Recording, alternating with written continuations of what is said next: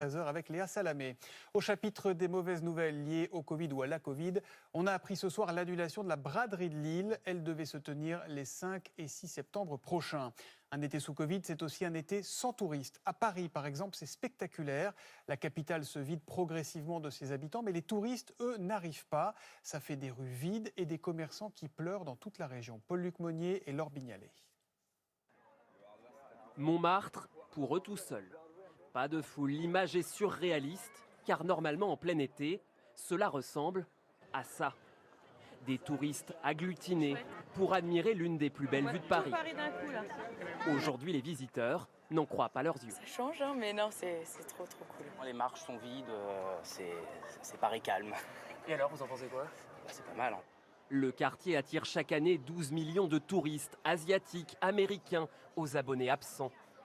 Sur la place du Tertre, habituellement noire de monde, les célèbres portraitistes sont au chômage technique. Sur une journée, vous pouvez faire combien de portraits? Zéro portrait en une journée. Zéro. Même constat sur les terrasses à l'heure du déjeuner, beaucoup de tables vides, 40% de clients en moins dans cet établissement. Non, on ne reconnaît plus Paris. Là.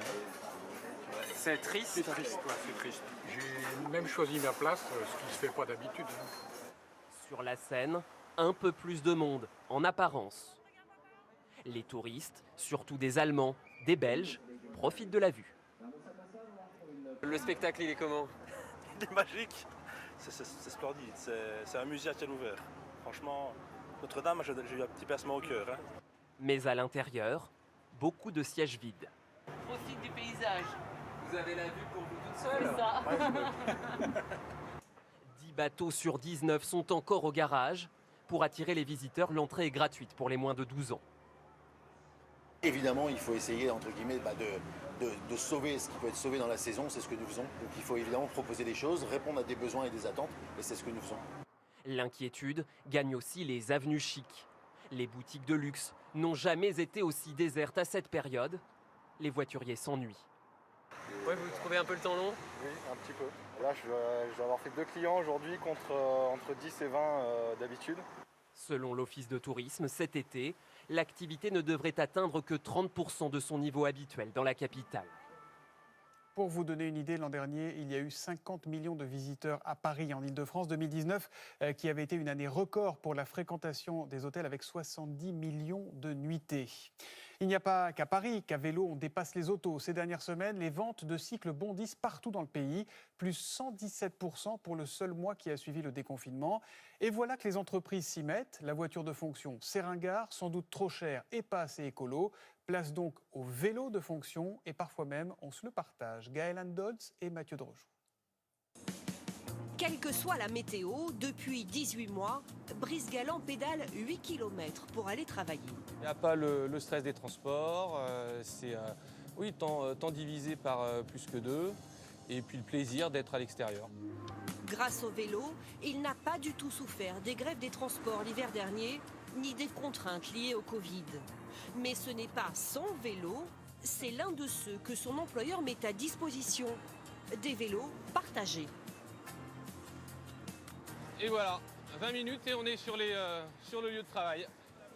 8 vélos électriques gratuits pour les salariés. Ils sont une centaine à les utiliser régulièrement. Avoir fait cet effort donc pour l'employé et aussi en termes écologiques, c'est super positif. L'entreprise débourse 12 000 € par an et son logo est bien en évidence. Vous attendez un retour sur investissement? Non, pas sur ce plan-là. Évidemment que c'est toujours sympathique de voir la petite flèche rose se balader dans Paris, mais c'est aujourd'hui pas vraiment l'enjeu. C'est pas un enjeu du tout marketing, c'est vraiment le côté pratique pour le collaborateur et essayer quand même de contribuer à une sorte de transition dans la façon de finalement venir au travail. François Chaube fait partie des pionniers. Il y en a beaucoup qui réservent à l'avance. Voilà 12 ans qu'il implante le vélo en entreprise et depuis le confinement, la demande explose. Beaucoup d'employeurs veulent proposer ce nouvel avantage social.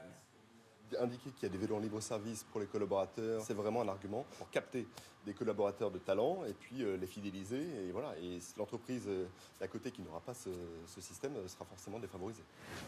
Cet après-midi-là, ce sont des banquiers d'affaires qui prennent en main leur propre vélo. Chacun le sien, il y en a pour tous les goûts. On peut trouver des vélos entrée de gamme, des vélos haut de gamme s'il y a un besoin, des vélos pliants si le salarié n'a pas de place chez lui pour ranger son vélo. Livré clé en main, casque, assurance et maintenance incluse. Le vélo de fonction à la place de la voiture de fonction, un concept qui séduit. Un beau vélo français.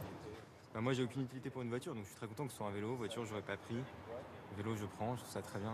Je suis vraiment hyper contente de cette approche écologique parce que c'est ça vraiment mon rêve, qu'on n'ait plus de voitures qui polluent.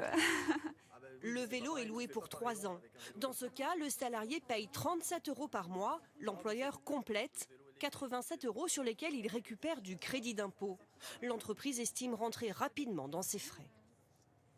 Le gain, vous le voyez, entre l'utilisation d'un taxi, financé par l'entreprise, et à la place l'utilisation d'un vélo pour faire le même déplacement.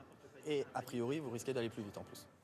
Et sans attendre, ce trader se jette dans la circulation parisienne.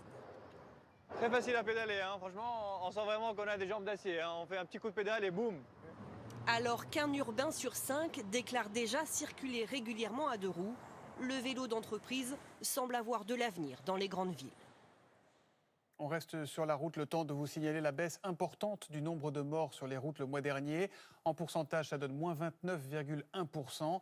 Mais en vies humaines, ça veut quand même dire que 207 personnes sont mortes en juin, laissant des familles endeuillées.